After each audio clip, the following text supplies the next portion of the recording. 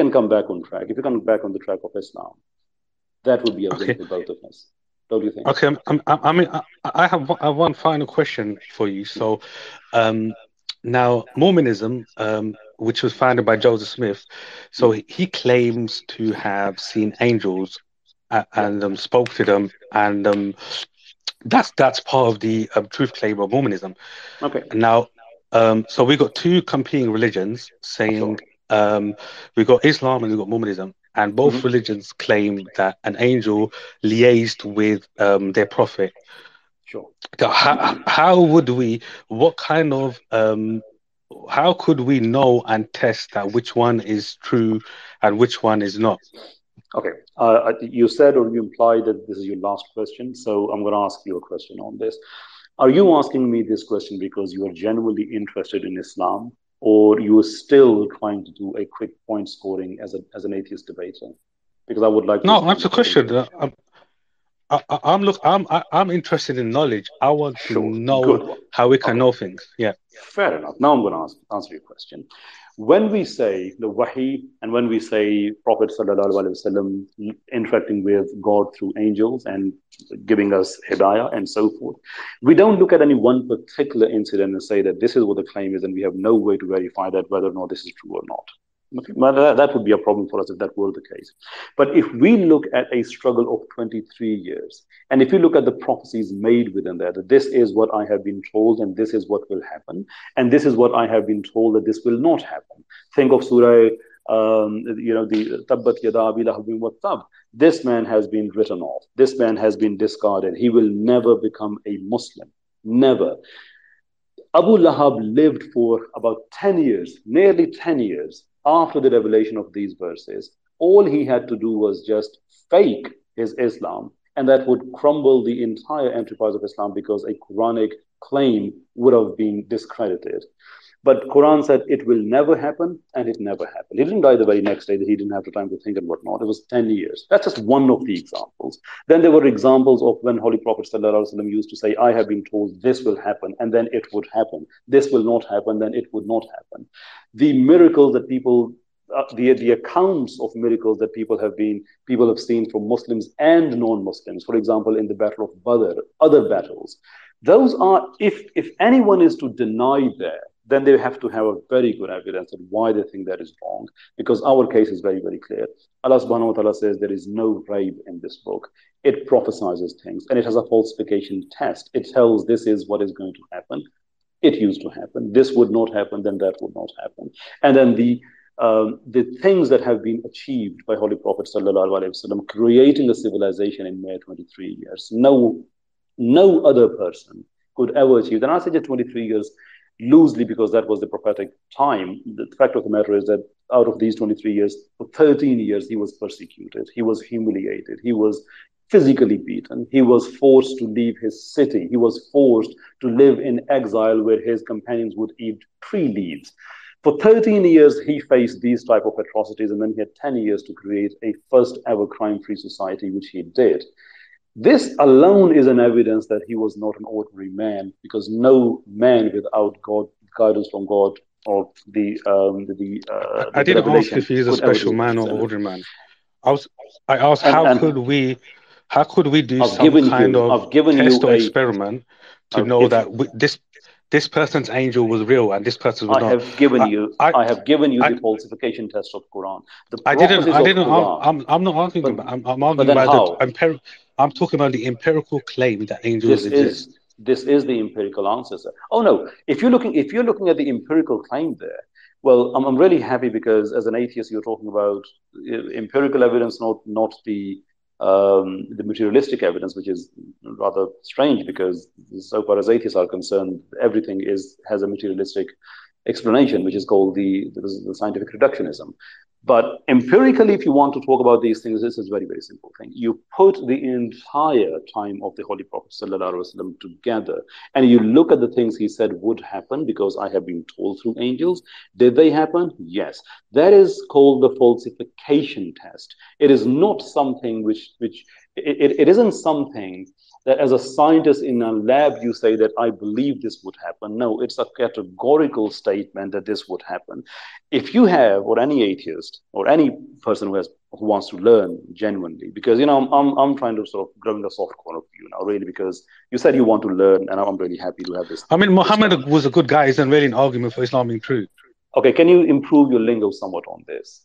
Because we don't think, even though it's your right to say things like that, but it is our right to decline conversation if someone talks about our prophet in this term. Because you wouldn't even like if I talk like this about your father, because your father is special to you, right? It cost me nothing to respect him or disrespect him, but I would do it out of respect because this is what humans do. If my father was a public figure, then he would get all kinds of dirt thrown at him. That's fine, but he's not. This is not a universal principle. This is a liberal principle, but you are not a liberal, are you? I'm not a liberal.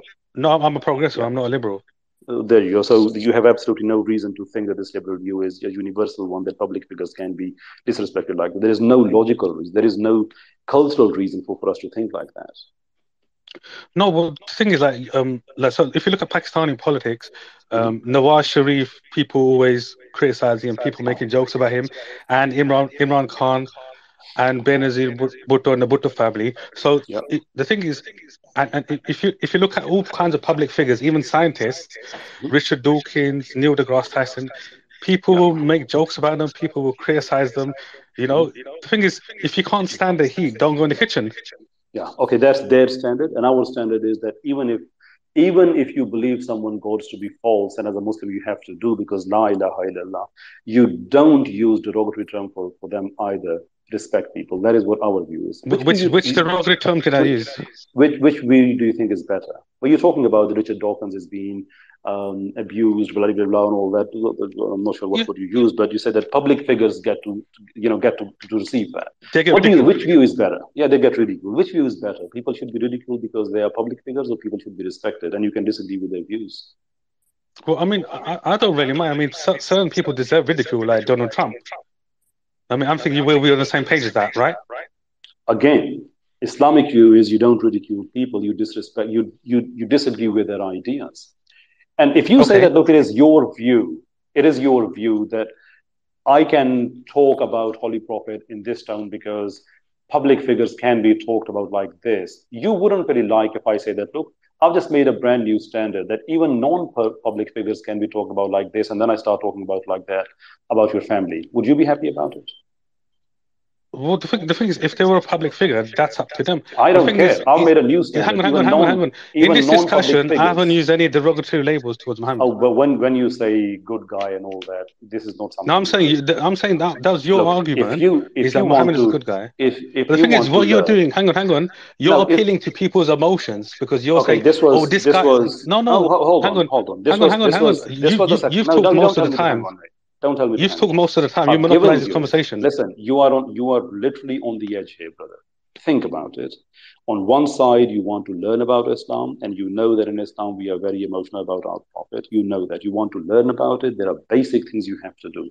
I cannot go into a church holding gun in my hand and doing things because I think they're okay to do and say I want to learn about your religion. At least I have to respect their norms.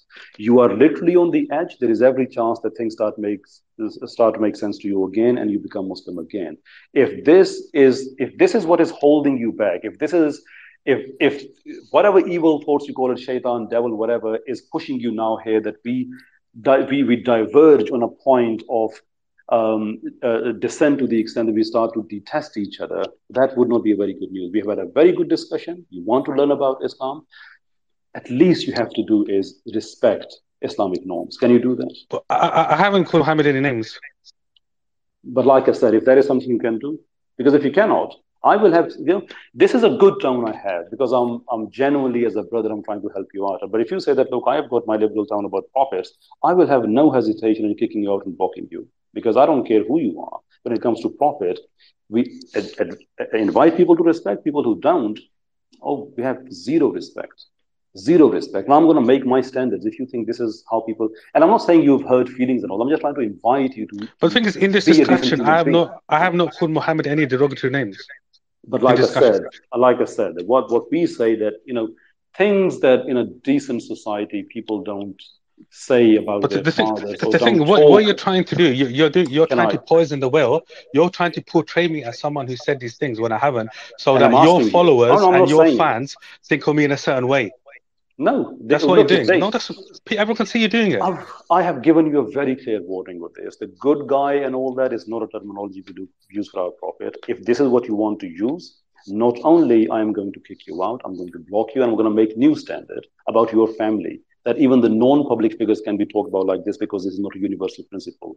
Or we can avoid all that, and you say, okay, fine, I want to learn. This is not something I want to become.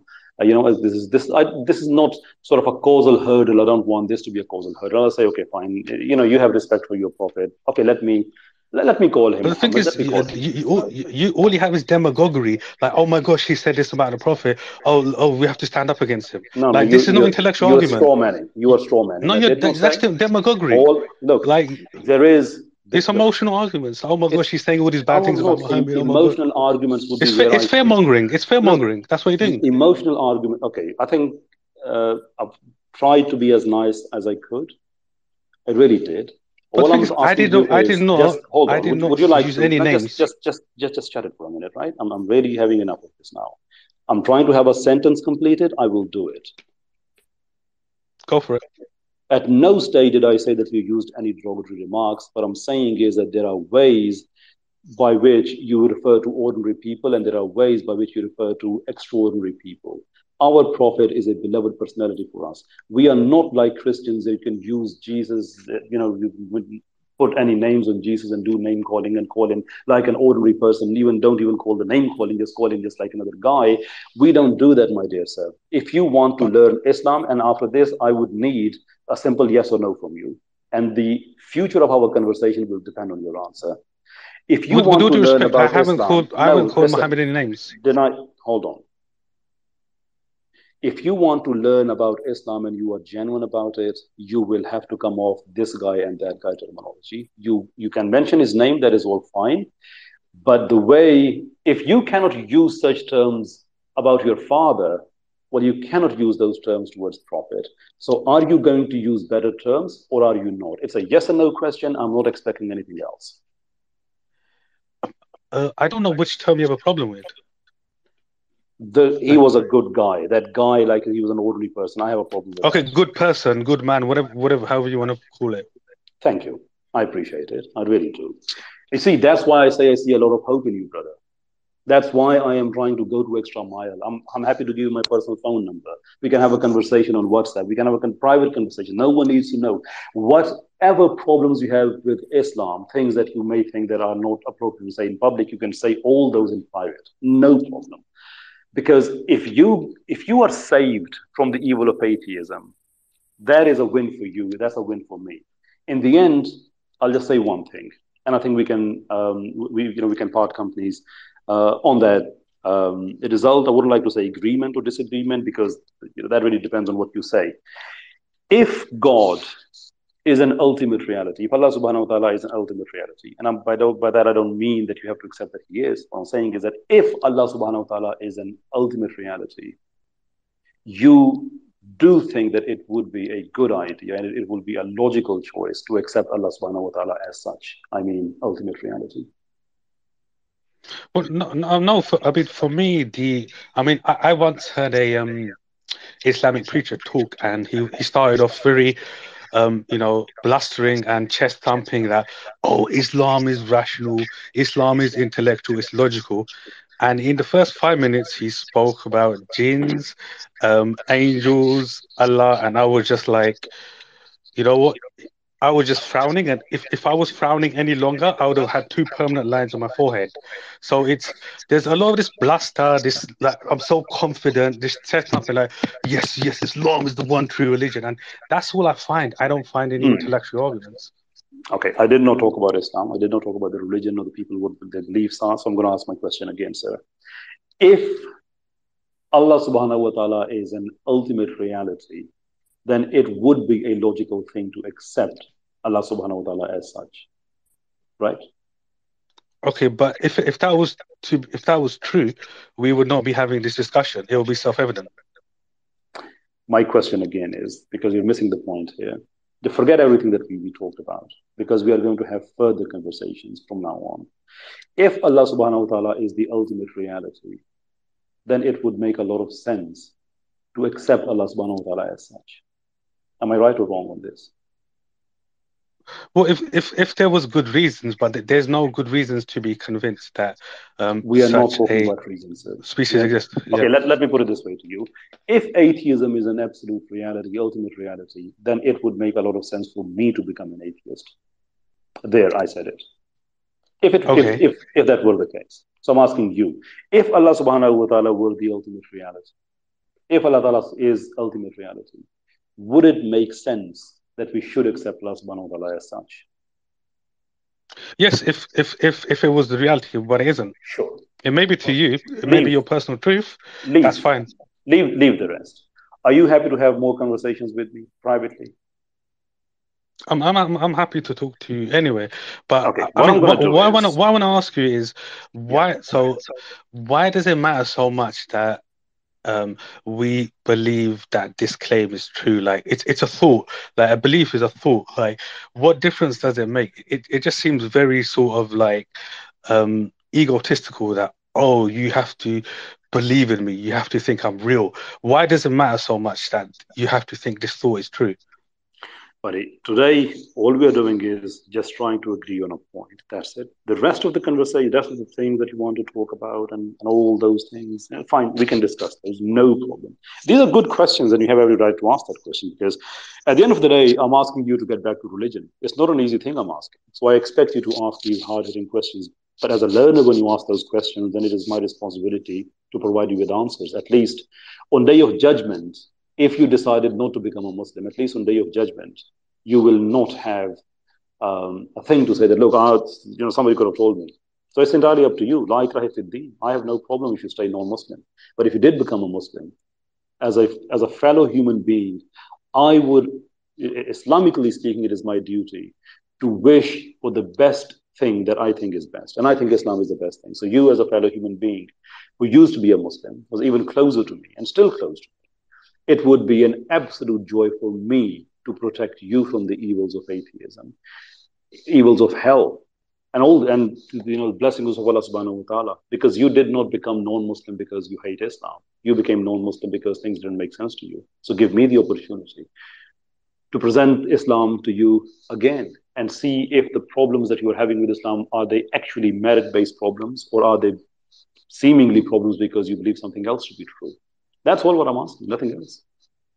Well, I mean, like I said before, I've spoken to a particular I mean, I don't know if you heard of, and actually I won't name them, but the most prominent Islamic proselytizers in the UK, like people who do it as a career and as occupation. I mean, I'm not saying that to be disparaging. If whatever people want to do as a day job, that's completely up to them. But I've had these conversations before with people who had professional debate.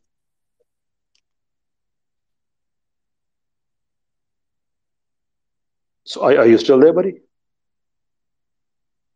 Sorry, I just got a call from someone and I had to reject it. Okay, I see. Yeah, but yeah, no worries. Okay. Yeah, but what I've done is I've left a tweet. If you look at the tweets there, I've left my Skype ID in there. Mm. I'm going to invite you to get in touch. Let's have all these conversations, all the misgivings you have about Islam. Let's talk about them.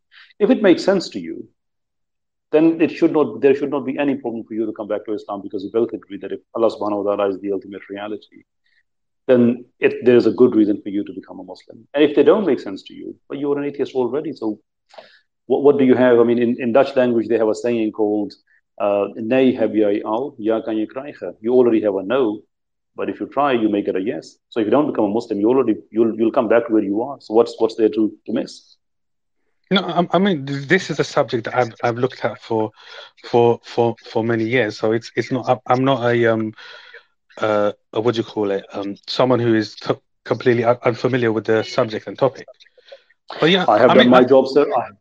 Yeah. Okay. I have done my job. I've given you the invitation. Yeah. Sure. I mean, I would say that I think it's. I mean, don't take this the wrong way, but I think it's better to. I mean, you may take this point with a pinch of salt, but let's not put these people. Let's not put people into labels and groups.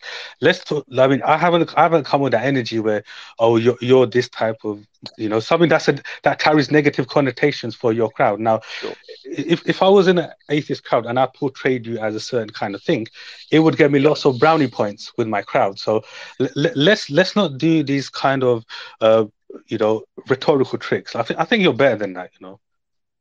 Okay, here's the thing, bro. I think we can move on from that point because now you have seen the Mm, both ends of it. And I think I've made my case very, very clear. The people who want to learn about Islam, then it is my job to educate people the best I can.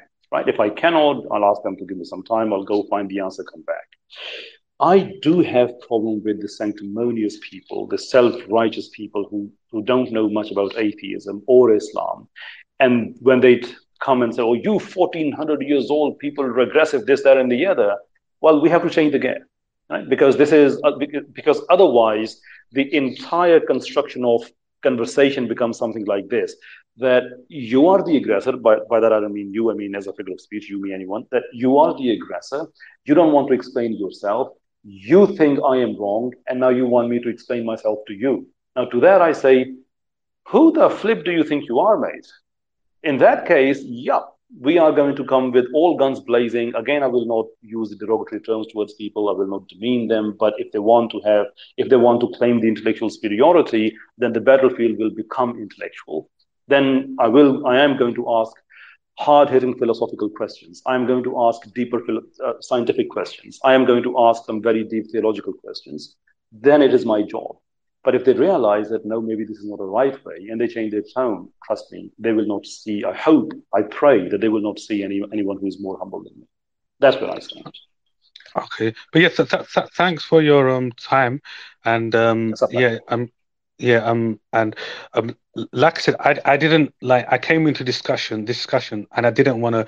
I mean, Sure. it's recording. I didn't use any disparaging terms. I mean, even when I was talking about plausible explanations, I put the disclaimer that I was using that term in a health context and not in a Sure. way to be insulting. So, and I mean, I try and No, have these that's fine. discussions. Yeah, I mean, I'm not gonna go into a discussion and say, "Yo, guys, I'm talking to this Islamist," because I know that word.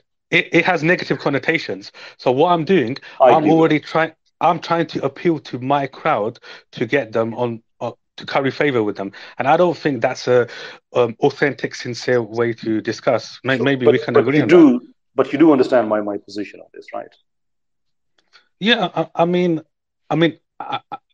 I don't know, but I've had one conversation with you. I mean, I think Sure. you're okay. I think you're an okay dude. I mean, if we were to talk about non-Islam topics, like, I mean, do you like cricket? Oh, love that. Yeah. Has Pakistan won today, by the way? I didn't check the I score because I've been paying you. But I don't I know. mean, My we brother-in-law could, was watching, but I'm here in the space, so I have no yeah. So idea. the thing is, we could talk about that. We could talk about Pakistani food. We could talk about family. We could talk about so many good things. So I think, like, I mean, I can sometimes be guilty of it too, where I come with an antagonizing energy. But I think, I think if you want to get people to come to your way of thinking, I think personability is a one trait which helps. Like, I don't know, what do you think of that? Sorry, I missed the last part. What is the good So, trait? so I think personability. So Mm. if yeah, so I mean, like I said, I didn't come here with antagonizing energy. So yeah, I mean, so let's not put people into this label or that label. But yeah, I mean, I've taken Look, up a lot of your time I'm today, and I'm genuinely sure there's others who want to look. speak as Yeah, well. sure, sure. Look, I'm genuinely sorry if there is anything that came across aggressive, but I've explained it to the people that, look, I cannot predict how people will turn out in the end. So I have a very, very default position, and that is that let's have a friendly conversation. Let's have a good conversation. And I do have a lot of good conversation with a lot of good people, irrespective of whatever their religions are. I am very much, when it comes to the people that I've used the word earlier, Islamophobes, and not everyone is Islamophobe, of course. I've got a lot of Mm, Hindu brothers and sisters. I've got good connections with them. I'm a professional trainer. I've got clients. It's not something I want to boast about. I've got clients in over 85 countries. I've got 700, more than 700 business executives I work with, and most of them are non-Muslims. Again, it's not the same thing. I've got a black friend, right? What you were saying earlier. It's not that. But the point I'm making is that it's not who I am. But there is a very specific niche. People that I call the riders of the sanctimonious horses, people who think that they are self-righteous and Islam is abhorrent to them and everything we do is so regressive and we are violent animals and, we are beasts and of the past and bloody blah. Those people I have zero respect for. Again, I don't get personal to them, but because they think they have the intellectual superiority, so I put the intellectual ground, I put in other words, the intellectual game, I up it to the extent where they find their limits. And sometimes I find my limits. I'm a human being too, and I learn something new. That's where I stand. But anyway, brother, I really appreciate you coming along and having a very good conversation. Yeah. By the way, inshallah. Pakistan won. They won by 102 runs. So, yeah, nice. That's good. That's great. I'm a Pakistani. The moment you mentioned that, what do you think of the first thing I did? Check the score. Okay, let me congratulate. But yeah, I'm going to go now, so you can. I'll be listening, but sure, you can talk to others. Yes, sure, sir. Thank you so very much indeed. So if you remove your speaker, please. Yeah, thank you. I'm doing it now. شاہ صاحب بہت بہت معذرت, but اب sorry آپ کی آواز بہت زیادہ ڈسٹورٹ ہو رہی ہے, آپ کی آواز مجھے آ نہیں رہی ہے. شاہ صاحب آپ کچھ کہہ رہے ہیں؟ میری آواز آ رہی ہے؟ جی اب آ رہی ہے. ہاں, میں تو 90 سے بعد میں پہلے نمبر پر چلا گیا. سوری, آپ کی پھر آواز ڈسٹورٹ ہونا شروع ہو گئی ہے. اچھا, میں چونکہ آپ کی آواز کا ایشو شاید میری طرف ہی ہے, میں کہہ نہیں سکتا, لیکن چونکہ میری طرف ہے سو لیٹ می اسیوم کہ یہ سب کی طرف ہوگا. لیڈیز اینڈ جینٹلمین, میرے بہن بھائیوں, میں بہت بہت معذرت چاہتا ہوں, لیکن کنورسیشن آپ سنی, آئی ہوپ آپ اگری کریں گے. ان فیکٹ آئی نو کہ آپ اگری کریں گے کہ اگر ہمارے ایک بھائی واپس دین حق پہ اگر وہ آ جاتے ہیں, تو اگر ٹائم ان کو اس چیز کا زیادہ ملتا ہے اور آپ نے انتظار کیا, تو یہ انتظار بھی آپ کا جو ہے, یہ اس کا صبر بھی آپ کے لیے ثواب ہے, اور ہم سب کے لیے ثواب ہے. So I think we can agree on that part. اچھا بھائی, آج ہم نے اسپیس کرنی تھی, جو کہ صرف یہ ایک اپ ڈیٹ دینے والی اسپیس تھی جو میں نے شروع میں دی, تو میں صرف 1 گھنٹہ بات کرنا چاہ رہا تھا, but lo and behold here we are 2 گھنٹے ہونے والے ہیں. تو اب میں کسی سے آرگیو نہیں کروں گا لیکن اگلے 17 منٹ میں ہم نے اس کو ختم کرنا ہے ہر حالت میں, کیونکہ 2-3 چیزیں ہیں میں پچھلے کئی دنوں سے اوائڈ کر رہا ہوں. آئی کین ناٹ, سنڈے میری ڈیڈ لائن ہے, I really have to get on with things. So جو ریکویسٹ میرے پاس 3 ہیں, ڈاکٹر تسلیم ہیں, عبدل ہیں اور طرفدار, آئی تھنک آپ, اور پھر اگر ہمارے پاس ٹائم بچتا ہے اگلے ان 16-17 منٹوں میں, then we will talk. So without any further ado, doctor Tasleem Arabi صاحب, ویلکم آن بورڈ. سر کیا کہنا چاہیں گے آپ؟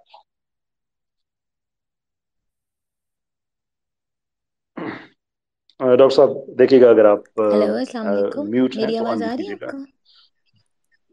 جی وعلیکم السلام. سوری, ڈاکٹر تسلیم؟ جی ڈاکٹر تسلیم جی.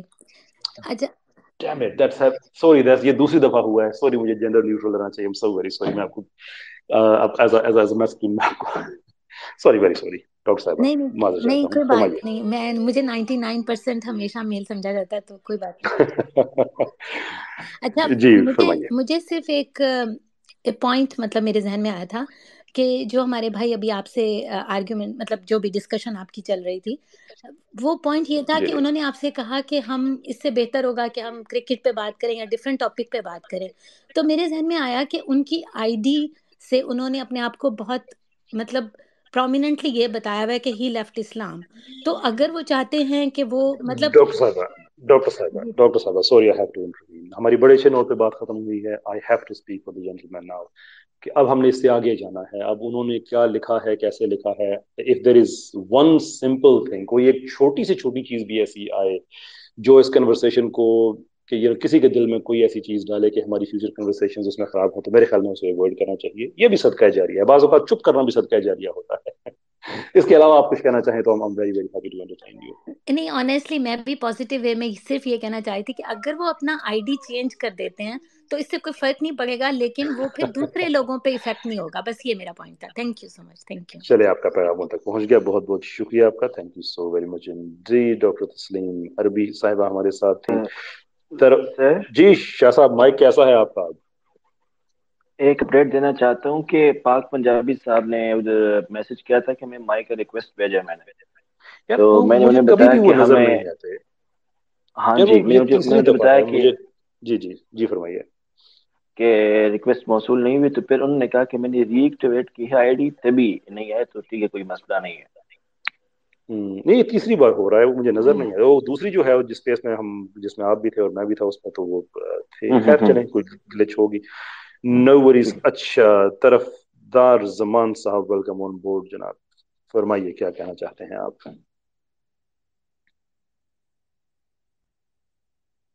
انمیوٹ کیجیے گا خود کو طرفدار صاحب. وعلیکم. میں آیا آج کا کوشچن. کچھ اپنا تعارف کرائیے, بات کیجیے. 15-16 منٹ ہمارے پاس ہیں, سو ود ان دیٹ شور. لیکن وہ سارے 15-16 منٹ آپ کے نہیں ہیں. یہ کہیے. جی جی. I have a background from clinical psychology and I am a resident of New Delhi, India, the capital of India. میں دلی سے ہوں, اور میں کیسر بھائی آپ کو ٹویٹر کے علاوہ یوٹیوب پہ آپ کو فالو کرتا ہوں, ٹھیک ہے. تو میں آپ سے ایک سوال میرا تھا اسلامک ریاست کے تعلق میں, اگر آپ کوشچن لینا چاہیں گے آپ. اب کر دیجئے کوشچن, اگر میں اس ٹائم کے اندر اسے سم اپ کر پایا. جی that is with the condition کہ میرے پاس جواب ہوا تو میں ضرور کوشش کروں گا, ادروائز ہم کسی اور اسپیس اگلے سسپینڈ کر دیں گے. جی جی. تو میرا کوشچن یہ تھا کہ جیسے کہ آئیڈل ورشپ جو ہے نا اسلام میں الاؤڈ نہیں ہے, ٹھیک ہے. شور. اب کوئی اسلامک اسٹیٹ جو نیا تقسیم ہوتا ہے, نیا بنتا ہے, ٹھیک ہے, وہاں کی جو مائنورٹی کمیونٹی ہے جو کہ ہندو کمیونٹی ہے فار ایگزامپل, وہ کہتی ہے کہ مجھے اپنا ٹیمپل بنانا ہے, ٹھیک ہے. تو یہ کانٹرڈکشن نہیں ہو جائے گا فنڈامنٹل آف اسلامک اسٹیٹ سے؟ نہیں بالکل بھی نہیں ہوگا.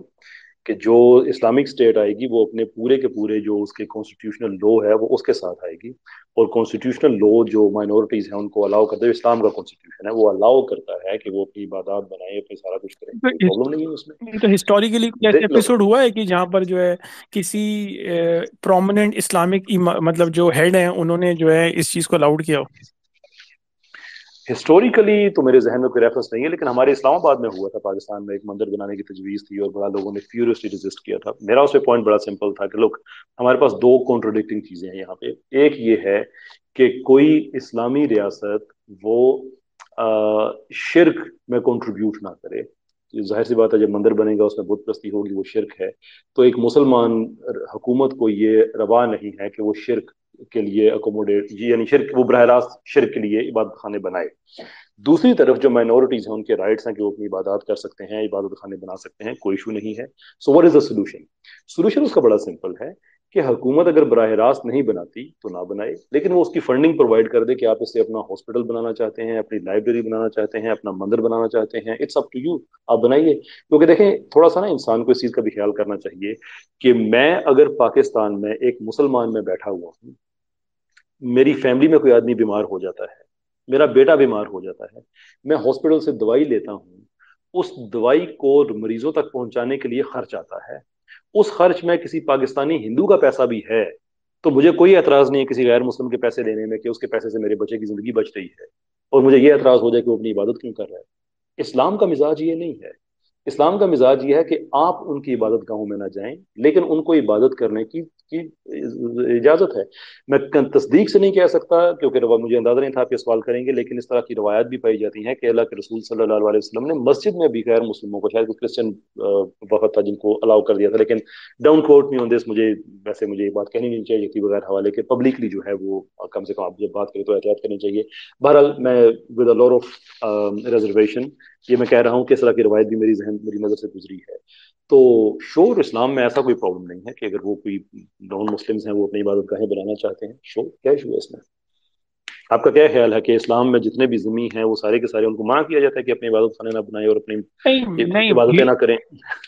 نہیں, میرے خیال سے میں حارث سلطان کی ابھی ایک یوٹیوب پہ ویڈیو بھی دیکھ رہا تھا نا اسی ٹاپک سے ریلیٹڈ نا, تو انہوں نے بھی یہ ڈاؤٹ اٹھایا تھا کہ بھائی جو اسلامک اسٹیٹ ہے اس کے اندر ایک آئیڈل ورشپ کا جو اگر ٹیمپل بنے گا تو ریاست اس کو کیسے پروموٹ کر دے گی, اگر یہ جو چیز ہے یہ تو پھر غیر شریعتن ہو گئی نا. یہاں پر میں غیر کوشچن شرعی نہیں دیکھیں، غیر شرعی وہ چیز ہوتی ہے جو اسلام کے پرنسپل سے کانٹروڈکٹ کرتی ہے، باہر جاتی ہے. کوشچن یہ ہے کہ کیا اسلام بت پرستی کے خلاف ہے؟ یس بالکل ہے. کیا مسلمانوں کو اجازت ہے؟ نہیں بالکل اجازت نہیں ہے. کیا غیر مسلموں کے ریاست میں عبادت کرنے کے حقوق ہیں؟ بالکل ہیں. اگر یہ ساری کی ساری چیزیں اپنی جگہ پہ موجود ہیں تو یہ غیر شرعی کیسے ہو سکتی ہے؟ اب دیکھیں نا، اسلام میں مثال کے طور پہ ایک نکاح ہے، اسلامی نکاح، جو کہ بڑی پرٹیکولر ٹرمز اینڈ کنڈیشن سے ایکسیپٹ کیا جاتا ہے.